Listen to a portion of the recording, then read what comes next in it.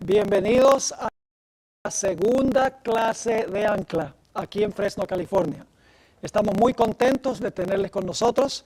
Esperamos que la clase sea de gran bendición intelectual y espiritual para cada uno de los que han venido. Sea de gran bendición intelectual y espiritual para cada uno de los que han venido, de lejos y de cerca. Antes de comenzar nuestro estudio, vamos a tener una palabra de oración para pedir que Dios nos acompañe en el estudio de su palabra. Así que inclinemos con reverencia nuestros rostros. Padre Celestial, venimos ante tu trono con humildad, sabiendo que nuestra sabiduría es limitada, que necesitamos sabiduría de lo alto.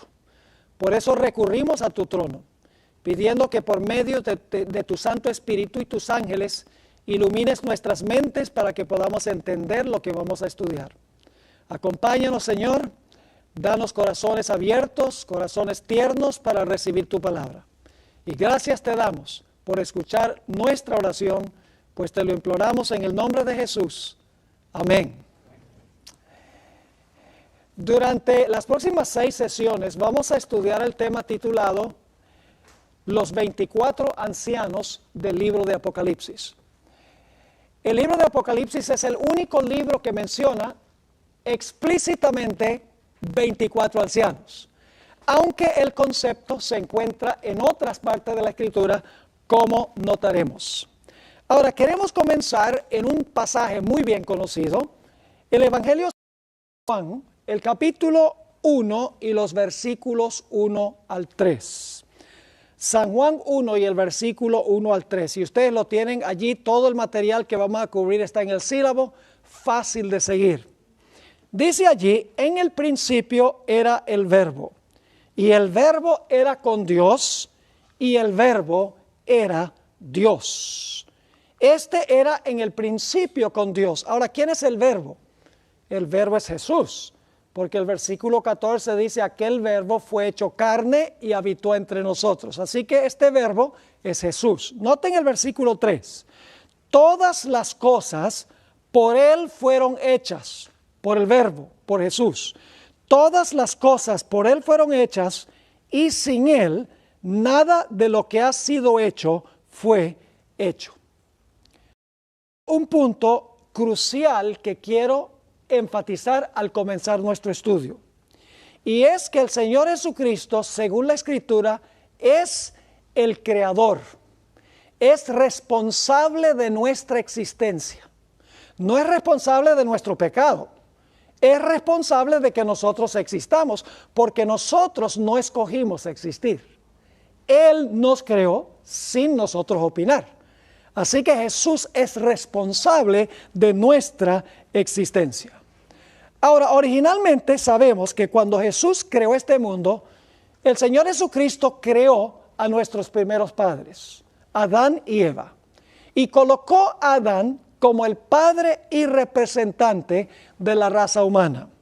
Eso lo encontramos en el Salmo 8 y los versículos 3 hasta el versículo 8. Vamos a leer el Salmo 8 y el versículo 3 hasta el 8. Y quiero que noten que Dios le dio 2 funciones a Adán. Le dio una función y le dio un territorio sobre el cual gobernar. 2 aspectos que quiero que notemos. Dice aquí el salmista, cuando veo tus cielos, obra de tus dedos, la luna y las estrellas que tú formaste, digo, ¿qué es el hombre para que tengas de él memoria? ¿Y el hijo del hombre para que lo visites?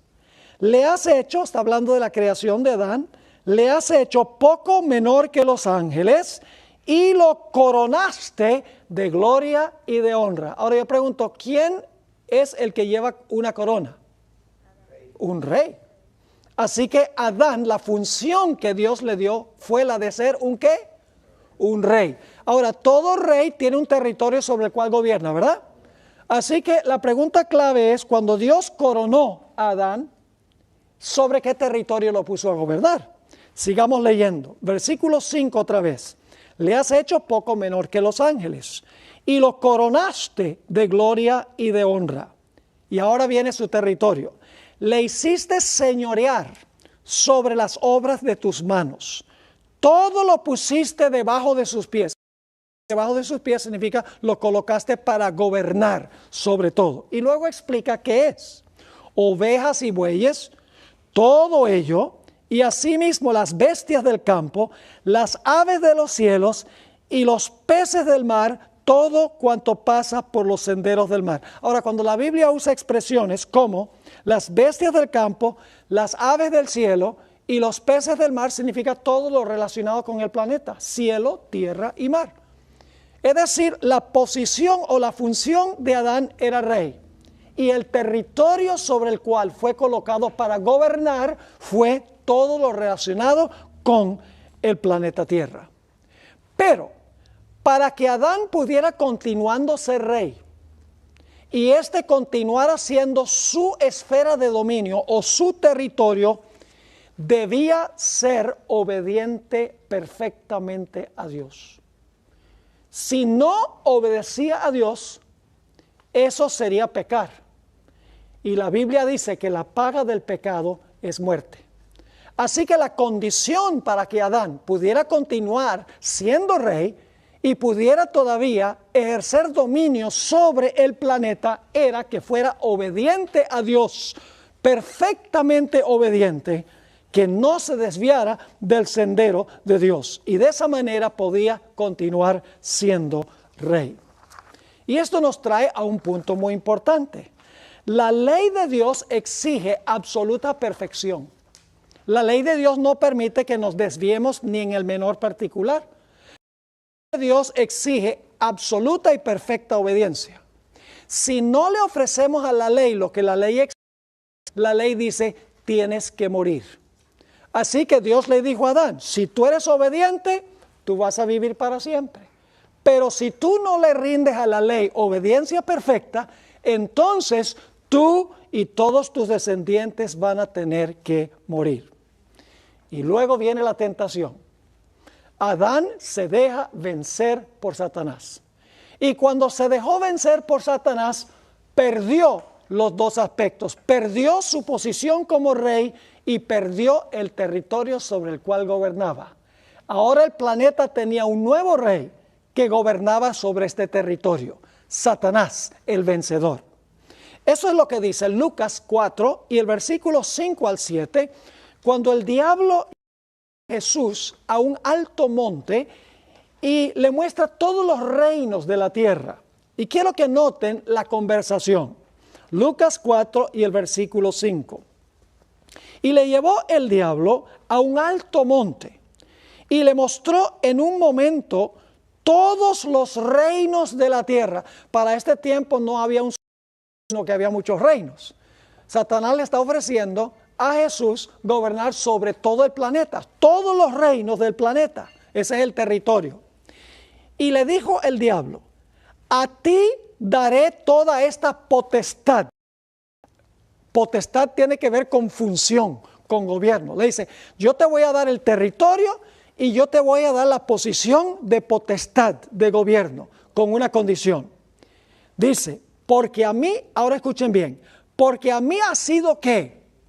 Entregada. ¿Quién le entregó el reino a Satanás? Adán. ¿Quién le entregó el territorio? Adán. Ahora Satanás dice, a mí ha sido entregada y a quien quiero ¿qué? La doy.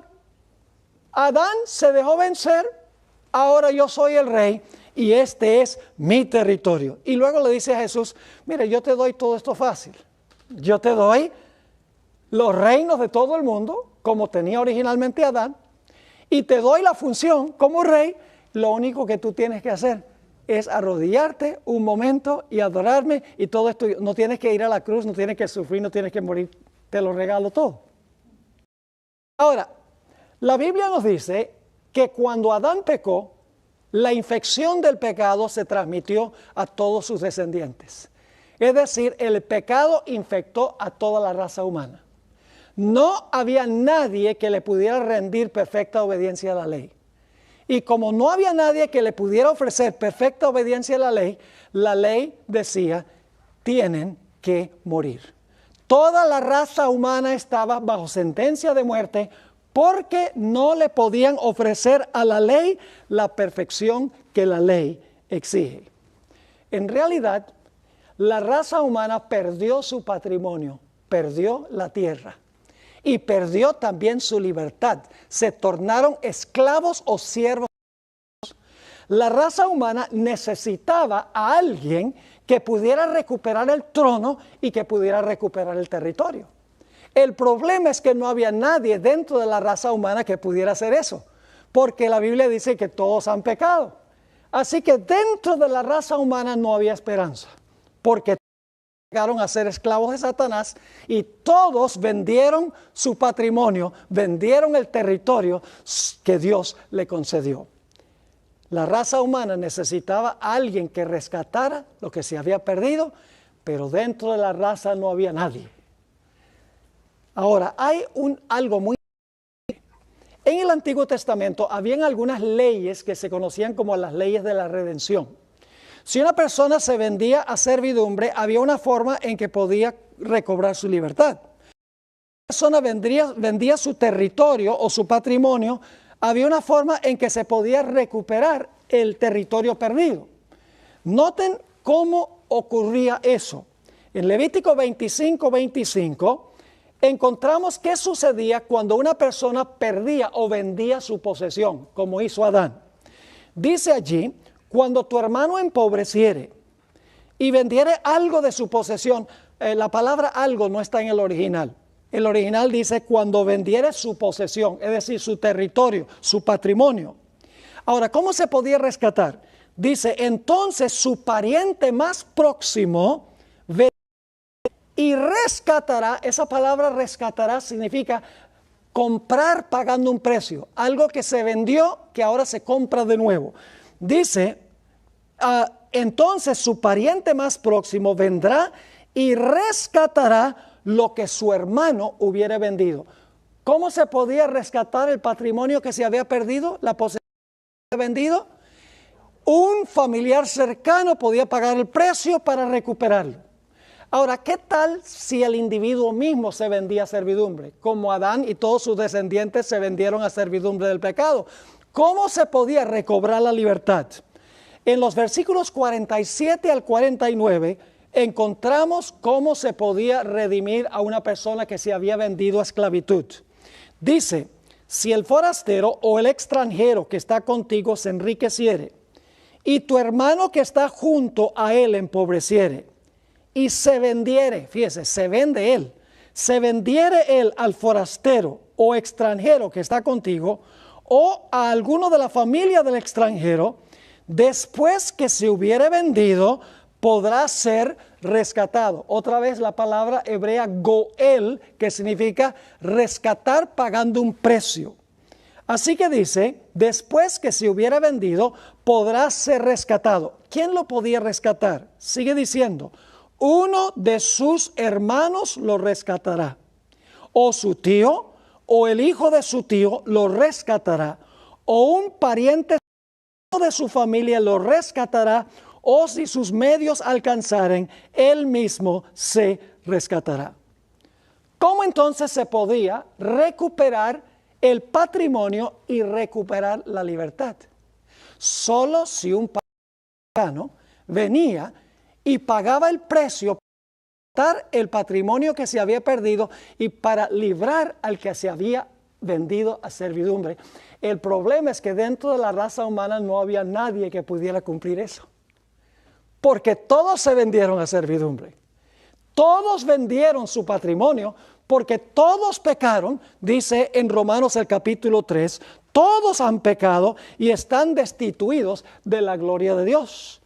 Dice, no hay justo ni aun uno, es decir, dentro de la raza no había un pariente cercano que pudiera pagar el precio para rescatar lo que se había perdido. Ningún miembro de la raza humana. Pero ahora entramos a un terreno muy emocionante. El Señor Jesucristo, quien creó a todos, tenía derecho de ofrecerse para tomar el lugar de todos. Ahora, yo quiero preguntarles algo. Antes de que Jesús se encarnara como ser humano, ¿Jesús era miembro de nuestra familia?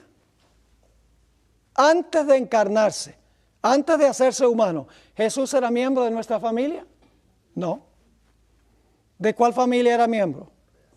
De la familia de la Trinidad. Padre, Hijo y Espíritu Santo. Solo hay 3 en esa familia. Él no era miembro de nuestra familia. Así que yo pregunto, ¿podía Jesús implementar las leyes de la redención? ¿Podía redimir el patrimonio perdido? No. ¿Podría redimir al que se había vendido a esclavitud? No, porque el que podía redimir tenía que ser ¿un qué? Un pariente cercano. Así que escuchen bien, el que creó a todos decidió encarnarse y llegar a ser miembro de nuestra familia. Dice en San Juan, el capítulo 1 y el versículo 14, aquel verbo fue hecho carne y habitó entre nosotros. Y vimos su gloria, gloria como del unigénito del Padre, lleno de gracia y de verdad. Llegó un momento en que Jesús, quien creó a todos, dice, yo soy el que puede rescatar lo que se perdió. Como yo creé a todos, yo puedo ir a la tierra y puedo tomar el lugar de todos. Así que el Señor Jesucristo reunió a los ángeles en el cielo y les dijo, voy a ir al planeta. Voy a ir a la tierra y voy a rescatar lo que Adán y sus descendientes vendieron. Pero les dijo, en 33 años estaré de regreso victorioso. Así que preparen la fiesta. Claro, no hay un texto bíblico que diga eso, pero vamos a ver que sí hubo una fiesta cuando Jesús fue al cielo. Ahora escuchen bien. En Apocalipsis 22:16 dice algo muy interesante. En cuanto a la relación entre Jesús y David. Dice allí, está hablando Jesús, yo Jesús he enviado mi ángel para daros testimonio de estas cosas en las iglesias. Yo soy la raíz y el linaje de David. La estrella resplandeciente de la mañana. Jesús dice, yo soy la raíz de David y también el linaje. Lo que Jesús está diciendo es que yo soy el padre y también soy el hijo de David. Ahora, ¿cuántos conocen a una persona que es padre de su hijo e hijo de su hijo? Dice, eso es absurdo, pastor. Pero aquí dice que Jesús era la raíz de David y el linaje de David también. Jesús como Dios es el padre de David, pero como hombre descendiente de David. Se unió a nuestra familia haciéndose hombre para poder rescatarlo. Se hizo nuestro pariente cercano. Lo mismo sucede con Abraham. En Mateo 1 y el versículo 1 dice que Jesús era hijo de Abraham. Pero lo interesante es que Jesús también declaró en Juan 8:58, antes que Abraham fuese, yo soy. Así que Jesús está diciendo, yo soy el padre de Abraham y soy el hijo de Abraham también. Es el padre de Abraham porque es Dios, pero es el hijo de Abraham porque se hizo miembro de nuestra familia. Así que el Señor Jesucristo decidió venir a ocupar el lugar de todos los seres humanos. Solo el que creó a todos podía ofrecerse en lugar de todos. Y la misión de Cristo para poder rescatar el patrimonio perdido y para poder rescatar nuestra libertad era dos cosas. Jesús tenía que hacer dos cosas fundamentales para recuperar el patrimonio y para recuperar la libertad de los seres humanos de la esclavitud. ¿Cuáles eran esas dos cosas? Vamos a Éxodo 12 y el versículo 5 y el versículo 6. Dice allí, hablando del Cordero Pascual, él será sin defecto, macho de 1 año. Lo tomaréis de las ovejas y lo guardaréis hasta el día 14 de este mes y lo inmolará toda la congregación del pueblo de Israel entre las 2 tardes. 2 aspectos que quiero que notemos aquí. En primer lugar, el cordero no podía tener ¿qué? No podía tener defecto. Eso representa la vida perfecta de Cristo. Pero después que se determinaba que el cordero era un cordero sin defecto, luego el cordero era ¿qué? Sacrificado o inmolado. Eso demuestra que Jesús tuvo que venir a hacer dos cosas. En primer lugar, tenía que venir a vivir la vida perfecta que la ley nos exige a nosotros. Porque nadie de nosotros le podemos ofrecer la ley. Así que Jesús en nuestro lugar vino a ofrecerle a la ley en lugar de todos nosotros lo que la ley exige, la perfección. Y luego Jesús, después de vivir una vida perfecta, murió cargando todos los pecados de la raza humana. Es decir, Jesús vivió por todos y murió por todos. Cuando se encarnó, vivió una vida perfecta para ofrecerle a la ley, para que cualquier persona que lo aceptara podía pararse ante la ley perfecto en él. Y luego cargó los pecados de toda la raza humana y sufrió la muerte que los seres humanos deben sufrir. En 1 Pedro 18 al 20 encontramos otra a estos dos aspectos de la misión de Jesús: vivir la vida perfecta que la ley nos exige a nosotros y morir la muerte que la ley exige por nuestros pecados. Dice allí en 1 Pedro 1, 18 al 20, sabiendo que fuisteis rescatados de vuestra vana manera de vivir, cual recibisteis de vuestros padres, no con cosas corruptibles como oro o plata, es decir, no fuimos rescatados o comprados con oro ni plata, sino con la ¿qué? Con la sangre preciosa de Cristo. Ahí está su muerte. Con la sangre preciosa de Cristo, como de un cordero, ¿cómo? Sin mancha y sin contaminación. ¿Ven los dos aspectos ahí? El sacrificio de Cristo no hubiera valido nada, al menos que primero hubiese vivido la vida perfecta. Porque la ley exige perfección y Jesús vino a ofrecerle a la de todos la vida que la ley exige. Y como somos pecadores, Jesús también tenía que cargar los pecados y morir y pagar la sentencia por nuestros pecados. Solo así Jesús podía recuperar lo que se había perdido para darlo entonces a la raza humana. Ahora, los demonios sabían muy bien por qué había venido Jesús. Nos dice en Marcos 1, 23 y 24. Ellos sabían quién era Jesús y cuál era la misión de Jesús. Dice allí en San Marcos, el capítulo 1 y los versículos 23 y 24, lo siguiente.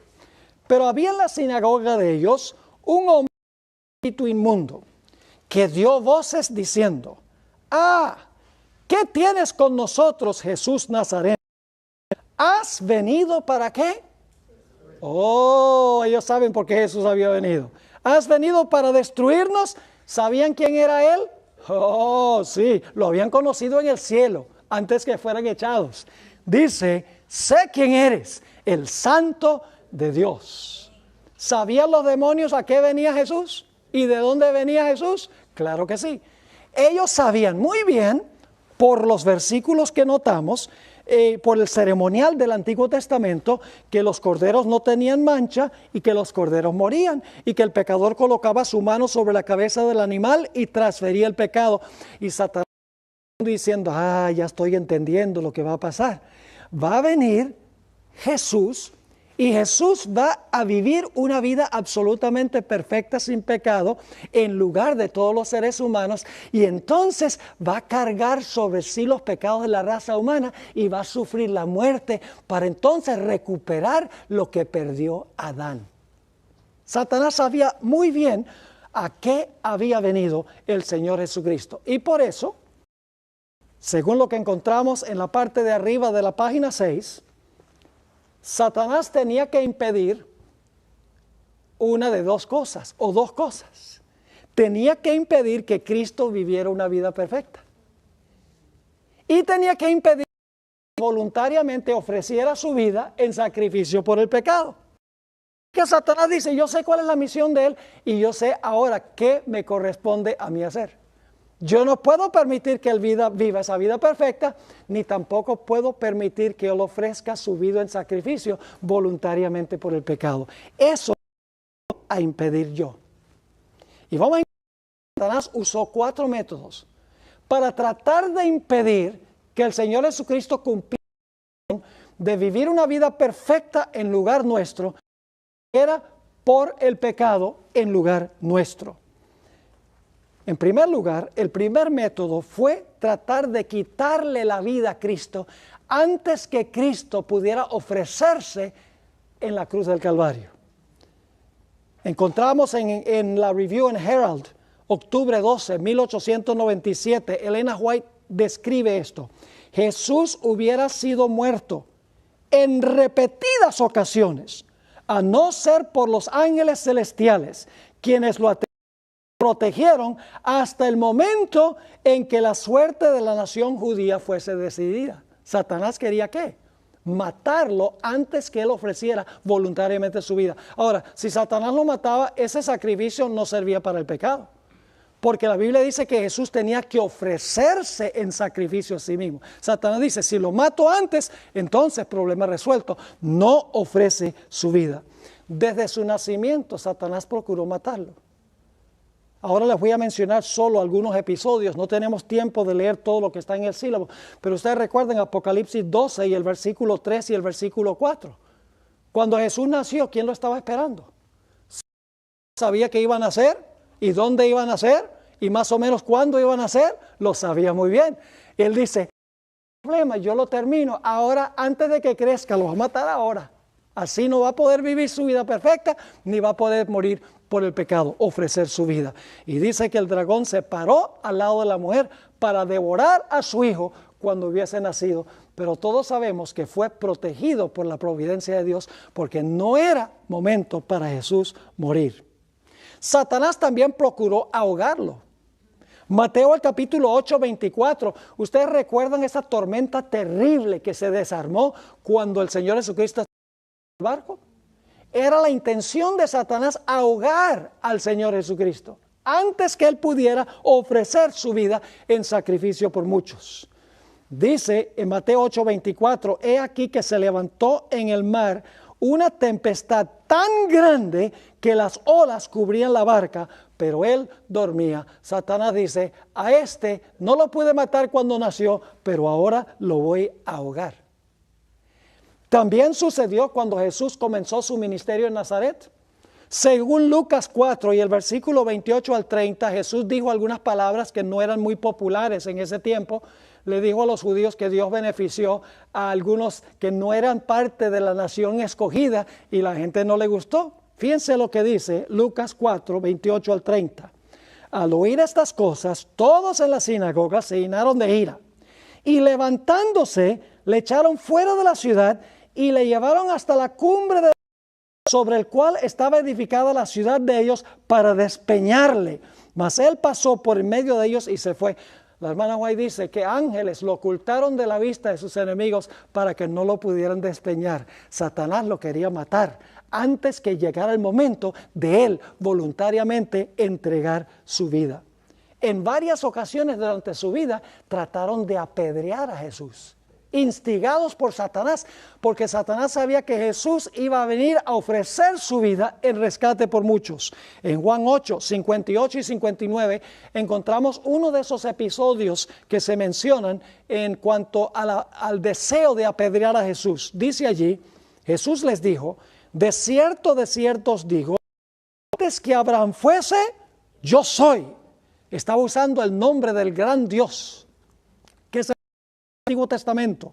Dice, tomaron entonces piedras para arrojárselas, pero Jesús se escondió y salió del templo y atravesando por el medio de ellos, Satanás no lo pudo matar.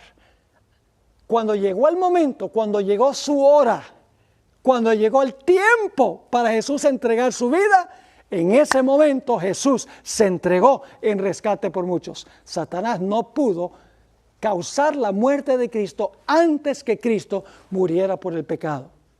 Satanás usó un segundo método. Procuró infectar a Jesús con el virus del pecado. Porque si era capaz de infectar a Jesús con el virus del pecado, entonces la muerte no hubiera valido nada. Así que él dice, bueno, si no logro matarlo antes de que vaya a la cruz, por lo menos si lo puedo infectar, su sacrificio en la cruz no va a valer nada, porque tiene que ser una víctima sin defectos, tiene que ser una víctima perfecta. En múltiples ocasiones procuró infectar a Jesús con el virus del pecado. 3 veces en el monte de la tentación. Y Jesús cada vez dijo, escrito está. Le contestó a Satanás con un escrito está. En Hebreos 4:15 nos dice, porque no tenemos un sumo sacerdote que no pueda compadecerse de nosotros o de nuestras debilidades, sino uno que fue ¿qué? Tentado en todo según nuestra semejanza, pero sin pecado. En Hebreos 7:26 encontramos el mismo relato. Satanás no lo pudo infectar. Jesús vivió la vida perfecta que la ley exige. Lo que no había hecho Adán, lo hizo Jesús, el segundo Adán. Hebreos 7:26 dice, porque tal sumo sacerdote nos convenía, santo, inocente, sin mancha, apartado de los pecadores y hecho más sublime que los cielos. Fíjense, santo, inocente, sin mancha y apartado de los pecadores. Satanás no lo pudo infectar. En Juan 8:46, el Señor Jesucristo desafió a los que estaban escuchando. ¿Quién de vosotros me redarguye de pecado? Preguntó Jesús, y obviamente la respuesta es que ninguno podía. En 1 de Juan, el capítulo 3 y el versículo 5, dice, y sabéis que yo para quitar nuestros pecados, y no hay pecado en él. En 1 de Pedro 2, 21 al 23, dice, pues para esto fuisteis llamados, porque también Cristo padeció por nosotros, dejándonos ejemplo para que sigáis sus pisadas. El cual, ahora fíjense qué dice, el cual no hizo pecado, ni se halló engaño en su boca, quien cuando le maldecían no respondía con maldición, cuando padecía no amenazaba, sino encomendaba la causa al que juzga justamente. No hizo pecado, tentado en todo como nosotros, pero sin pecado. Por más que Satanás acechó a Jesús y procuró infectarlo con el virus del pecado, no pudo. Y eso es muy importante porque si Jesús no vivía su vida perfecta, no podía ofrecerle a la ley la perfección que la ley exige en nuestro lugar. Así que no pudo infectar a Jesús. Ahora surge la pregunta, ¿qué clase de humanidad tomó Jesús? Hay muchos que creen que Jesús tomó la humanidad de Adán antes que Adán pecara, la naturaleza santa de Adán antes del pecado. Al final de este sílabo usted tiene una sección larga sobre la naturaleza humana que tomó Jesús. Jesús tomó la naturaleza humana pecaminosa pero regenerada por la obra del Espíritu. Es decir, tener una naturaleza pecaminosa no es pecado. Es cuando permitimos que la naturaleza pecaminosa se exprese en pensamientos, palabras o acciones pecaminosas cuando se convierte en pecado. Jesús tuvo la naturaleza pecaminosa de sus antecesores, pero Jesús nunca permitió que esa naturaleza pecaminosa se expresara en acción porque estaba completamente todo el tiempo bajo el control del Espíritu Santo.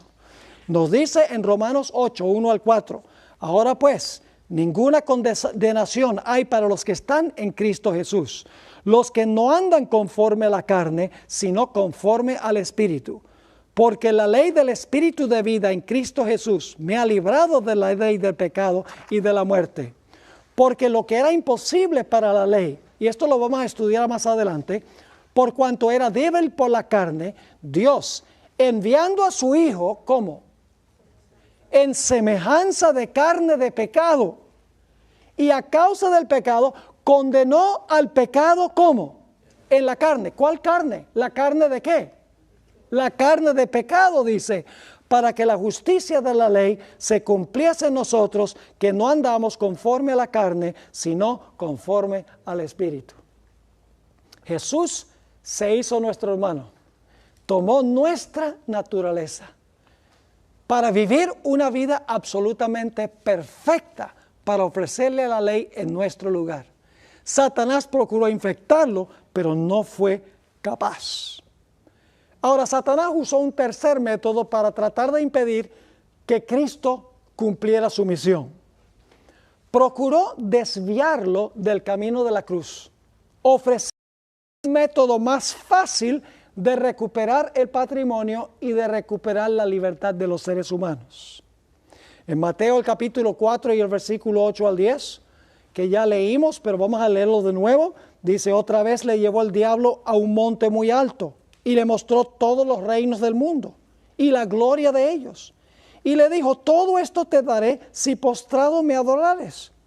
Entonces Jesús le dijo: vete, Satanás, porque escrito está: al Señor tu Dios adorarás y a Él solo servirás. ¿Qué le estaba diciendo Satanás a Jesús? Le estaba diciendo: mira, ¿tú crees que tú tienes que lidiar conmigo durante todo tu ministerio? ¿Tú crees que tú tienes que ir a la cruz? ¿Tú tienes que sufrir en el Getsemaní? Ya tú sabes lo que te va a pasar. Tú no tienes que hacer eso para recuperar el reino perdido y para recuperar la autoridad sobre la creación. Dice: lo único que tienes que hacer es te inclinas un momento y me adoras y yo te lo regalo todo. Le estaba presentando otro camino distinto al camino que Dios le había trazado. Jesús tenía que vivir una vida en armonía con la ley y tenía que pagar la pena de los pecados de los seres humanos. De nada valía que aceptara el reino que le estaba ofreciendo Satanás. Satanás procuró convencer a Jesús que se hiciera un rey temporal. Dice en Juan 6 y el versículo 15, esto fue cuando Jesús alimentó a los 5,000. Dice: pero entendiendo Jesús que iban a venir para apoderarse de él y hacerle rey, volvió a retirarse al monte él solo. Él sabía que no era esa la forma de recuperar el reino perdido.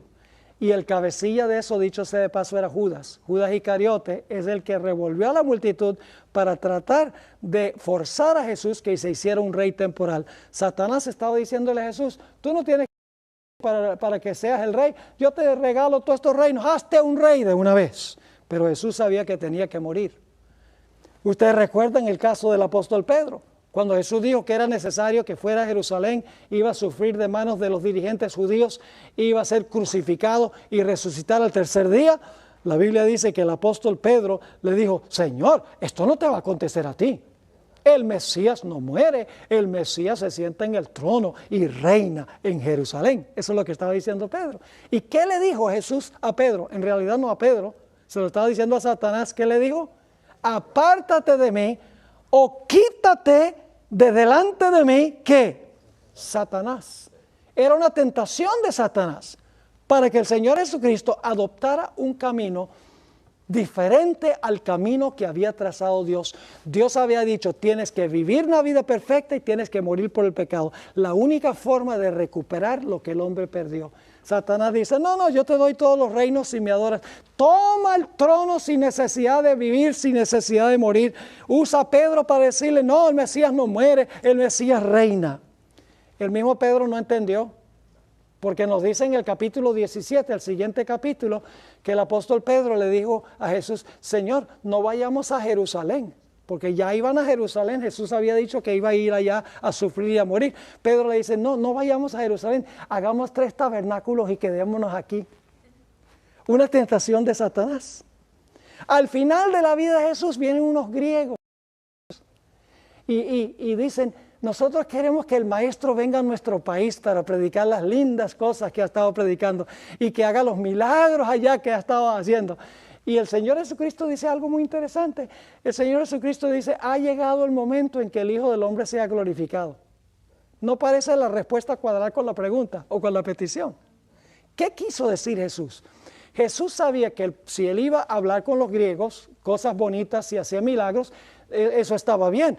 Pero de nada valía al menos que Jesús viviera una vida perfecta y fuera a la cruz para pagar la deuda por el pecado. El diablo aún usa algunas cosas que parecen buenas para extraviarnos del camino. Era muy bueno ir a predicarle a los griegos, pero noten lo que dijo Jesús. Esto lo encontramos en San Juan, el capítulo 12, 20 al 24. Había ciertos griegos entre los que habían subido a adorar en la fiesta. Estos pues se acercaron a Felipe, que era de Betsaida de Galilea, y le rogaron diciendo: Señor, quisiéramos ver a Jesús. Felipe fue y se lo dijo a Andrés. Entonces Andrés y Felipe se lo dijeron a Jesús. Jesús le respondió diciendo: eso es lo que dice Jesús: ha llegado la hora para que el Hijo del Hombre sea glorificado. No es la hora de ir a predicar en Grecia. Dice, ha llegado la hora para que el Hijo del Hombre sea glorificado. Y luego explica, de cierto os digo, que si el grano de trigo no cae en la tierra, queda solo. Él es el grano de trigo. Él dice, si yo no muero y voy a la tierra, quedo solito. Pero, dice, si muere, si la semilla va a la tierra y muere, va a producir mucho fruto. Es decir, va a haber mucho fruto en Grecia si muero. Pero si no muero, voy a quedar solito y nadie se va a salvar. En Juan 13 y el versículo, Juan 12 y el versículo 31 al 33 dice, aquí está hablando Jesús, ahora es el juicio de este mundo, ahora el príncipe o el gobernante de este mundo será echado fuera. Ahora, ¿qué es lo que iba a echar fuera al gobernante del mundo? Versículo 32, y yo, si fuere levantado de la tierra, a todos a mí mismo, decía esto dando a entender de qué muerte había de morir. ¿Están captando la idea? ¿Qué trató de hacer Satanás? Desviar a Jesús del camino de la cruz. Desviar a Jesús de vivir su vida perfecta. Tratando de matarlo, tratando de infectarlo, tratando de llevarlo a adoptar otro camino distinto, otro camino más fácil. Incluso al puro final de su vida. Cuando Judas entregó a Jesús, dice que lo poseyó Satanás. Y algunos creen que Judas entregó a Jesús porque quería que Jesús muriera. No, Judas no quería que Jesús muriera. Lo que Judas quería era presionar a Jesús, ponerlo en una situación difícil para que Jesús se zafara, se vengara de los que le atormentaban y Jesús se proclamara rey. Pero cuando le fracasó el plan, la Biblia dice que tiró el dinero y fue y se ahorcó. Porque el plan de él no era que Cristo muriera. El plan era obligar a Jesús de que Jesús adoptara otro camino distinto. El cuarto método que usó Satanás, eso está en la página 9, fue el procurar desanimar a Jesús. De tal manera que Jesús se fuera al cielo y dejara perecer a la raza humana. Yo pregunto, ¿el Señor Jesucristo podría haberse ido al cielo si hubiera querido? En cualquier momento podría haber dicho, no, esto está demasiado difícil, el sufrimiento es demasiado grande, si yo hago esto, nunca voy a ver otra vez el rostro de mi Padre, mejor me voy ahora y me salvo. ¿Podría Jesús haber hecho eso? Lean el deseo de toda la gente y verán que sí. Y el diablo procuró causarle el mayor sufrimiento a Jesús para que eso fuera una realidad. En otras palabras, procuró desanimarlo para que se fuera al cielo o procuró torturarlo a través de individuos de tal manera que Jesús se vengara contra esas personas. Ahora, vamos a notar varios ejemplos de esto. Mateo 26, 38, Jesús estaba en el huerto de Getsemaní, estaba por empezar su sufrimiento. Dice, entonces Jesús les dijo, mi alma está muy triste hasta la muerte, quedaos aquí y velad conmigo. Nos dice que el Señor Jesucristo en el huerto de Getsemaní sabía que tenía que beber la copa.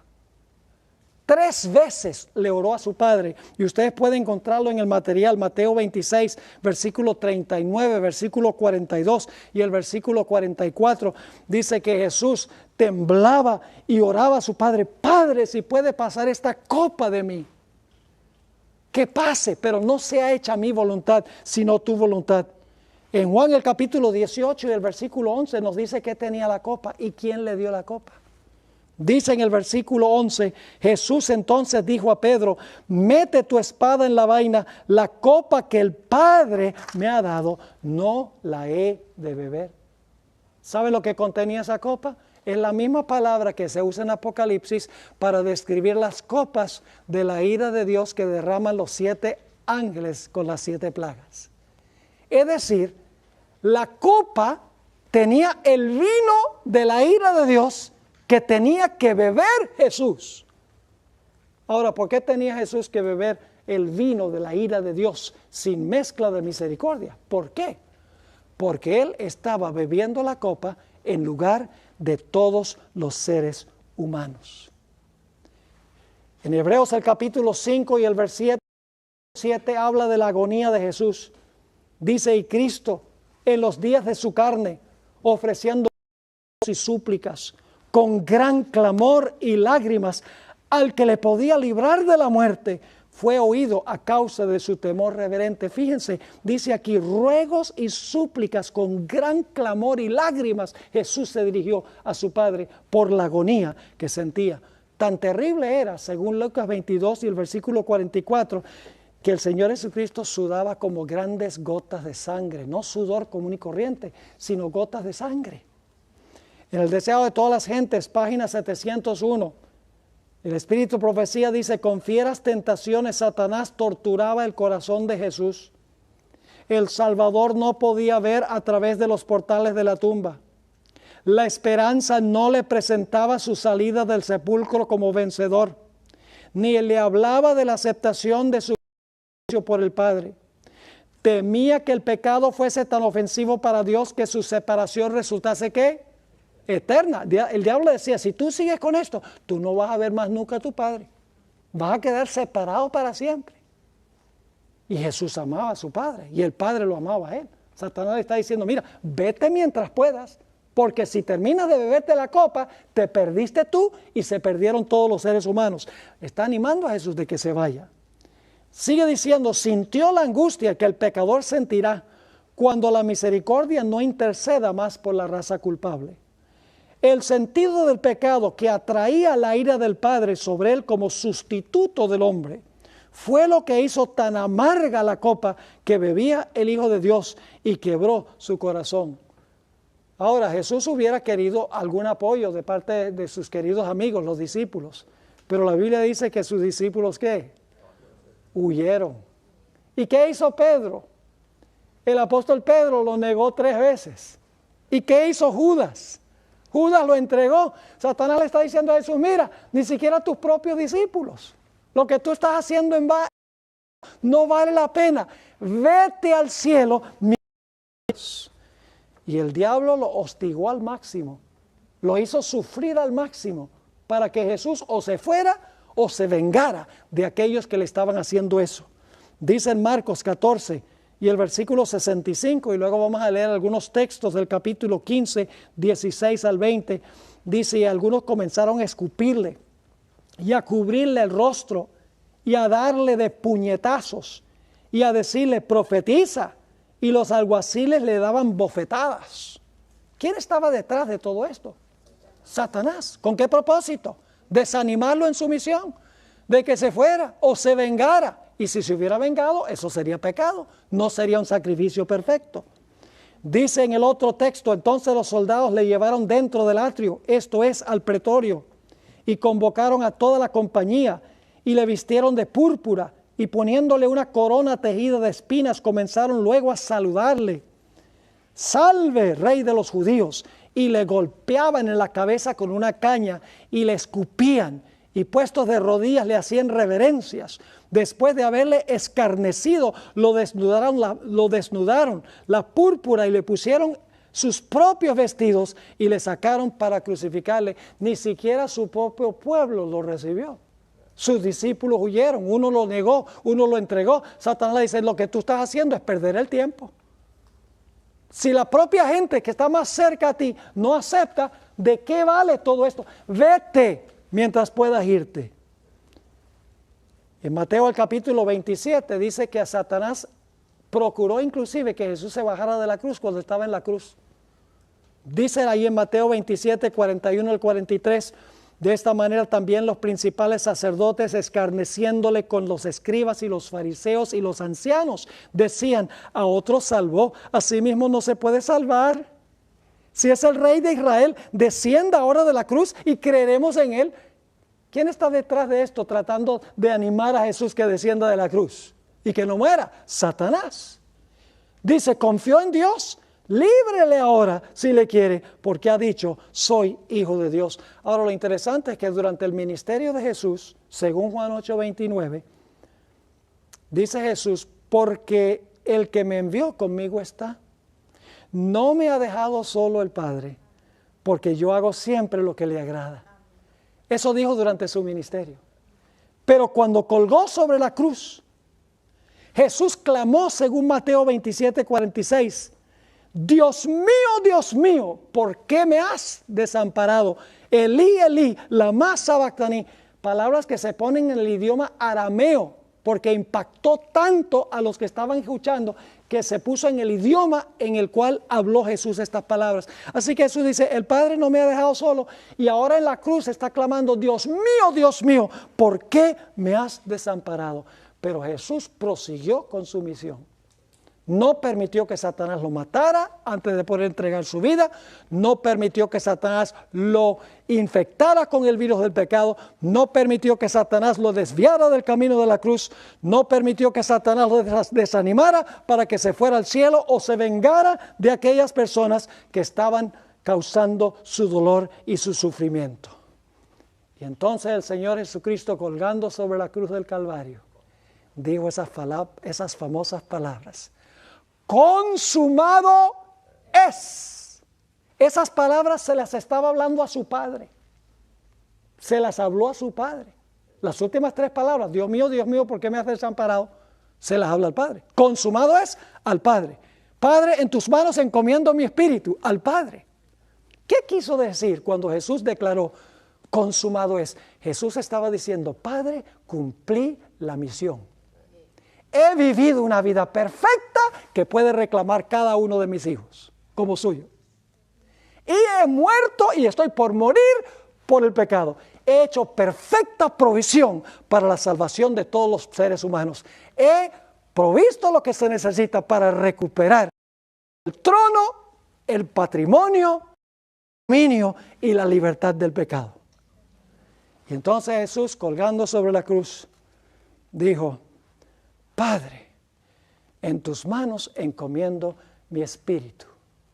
Eso se encuentra en Lucas 23, 46.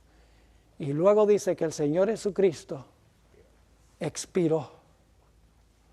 ¿Qué quiso decir Jesús cuando declaró, Padre, en tus manos encomiendo mi espíritu? El Espíritu Profecía explica que quería decir, Padre, he cumplido la misión. He sido obediente a tu ley. He cargado con los pecados de la raza humana. Padre, en tus manos encomiendo mi existencia. Tú prometiste que si yo era fiel, tú me ibas a resucitar. Encomiendo mi espíritu, porque tú has prometido que voy a recibir el espíritu en la resurrección. Y así fue, que muy temprano, el primer día de la semana, según Mateo 18, 1 al 6, pasado el día de reposo, al amanecer del primer día de la semana, vinieron Magdalena y la otra María a ver el sepulcro, y hubo un gran terremoto, porque un ángel del Señor, descendiendo del cielo y llegando, removió la piedra y se sentó sobre ella. Su aspecto era como un relámpago y su vestido blanco como la nieve. Y de miedo de él, los guardas temblaron y se quedaron como muertos. Mas el ángel respondiendo dijo a las mujeres, no temáis vosotras, porque yo sé que buscáis a Jesús, el que fue crucificado, no está aquí, pues ha resucitado como dijo, venid, ved el lugar donde fue puesto el Señor. Ahora, la Biblia no describe exactamente la resurrección de Jesús. Habla de 2 ángeles que descienden, uno quita la piedra, el otro individuo, el otro ángel está allí, pero la hermana White sí lo explica con lujo de detalles. Recuerdan que Jesús había dicho, su última palabra fue, Padre, en tus manos encomiendo mi espíritu. Padre, tú has prometido que voy a resucitar, encomiendo mi vida en tus manos. Ahora noten la descripción, en Primeros Escritos, páginas 1 y 182. Uno de los 2 ángeles, esos son los que descendieron del cielo, mano de la enorme losa, y empujándola a un lado de la entrada, se sentó encima. El otro ángel entró en la tumba y le desenvolvió el lienzo que envolvía la cabeza de Jesús. Entonces el ángel del cielo, con voz que hizo estremecer la tierra, exclamó, tú, Hijo de Dios, tu Padre te llama, sal. Padre, en tus manos encomiendo mi espíritu. Y ahora viene el ángel y dice, tu Padre te está llamando. Encomendó su vida y cumplió su palabra. Ahora escuchen bien. el Padre tenía que llamar a Jesús del sepulcro, pero que Jesús salió del sepulcro con la vida que estaba en él. Su Padre le dio permiso. Usted puede encontrar esto en Juan el capítulo 5, 17 y 18. Dice que él recibió este mandamiento de su Padre. Su Padre le dijo, mira, si tú eres fiel, cuando yo te llame del sepulcro, tú puedes salir del sepulcro por la vida que se encuentra en ti mismo. Pero la hermana White dice que era prisionero de la justicia divina y solo el Padre lo podía soltar del sepulcro. Así que el Padre ahora lo llama. Sigue diciendo, la muerte no tuvo ya más dominio sobre Jesús. Se levantó de entre los muertos como triunfante vencedor. La hueste angélica contemplaba la escena con solemne admiración. Y al surgir Jesús del sepulcro, aquellos resplandecientes ángeles se postraron en tierra para adorarle y le saludaron con cánticos triunfales de victoria. ¡Qué glorioso! Jesús no resucitó solo. Resucitaron con él algunos héroes. El Espíritu de Profecía los identifica como personas mártires que habían vivido desde los primeros en la tierra hasta los días de Jesús. Ahora, ¿por qué podían ellos salir del sepulcro ahora? ¿Por qué podían ser librados del sepulcro? Porque ellos habían confesado sus pecados, se habían arrepentido de sus pecados, habían confiado en Jesús y ahora Jesús había cumplido con la misión. Había vivido la vida perfecta que ellos reclamaron y había muerto por los pecados que ellos habían cometido y de los cuales se habían arrepentido. Así que Jesús dice, ahora la provisión está hecha, ahora me los puedo llevar. Ese relato se encuentra en Mateo 27, 51 al 53. Y he aquí el velo del templo se rasgó en dos de arriba abajo, y la tierra tembló, y las rocas se partieron, y se abrieron los sepulcros, y muchos cuerpos de santos que habían dormido se levantaron, y saliendo de los sepulcros, después de la resurrección de él, vinieron a la santa ciudad y aparecieron a muchos. Las primicias. Jesús saqueó los sepulcros de estos individuos. Y de esta manera, diciendo a Satanás, mira, esta pequeña muestra que yo estoy sacando del sepulcro ahora y que me voy a llevar al cielo, ese es solamente el down payment. Esa es solamente la muestra, es solamente un grupito que indica que cuando yo regrese en poder y gloria a la tierra, todos los que se hayan arrepentido, confesado sus pecados y confiado en mí y han recibido mi vida perfecta y han aceptado mi muerte por el pecado, todos ellos estarán conmigo donde yo voy a estar. Eran un depósito, un security deposit de que todos los hijos de Dios iban a resucitar en el día postrero. Jesús ganó la victoria.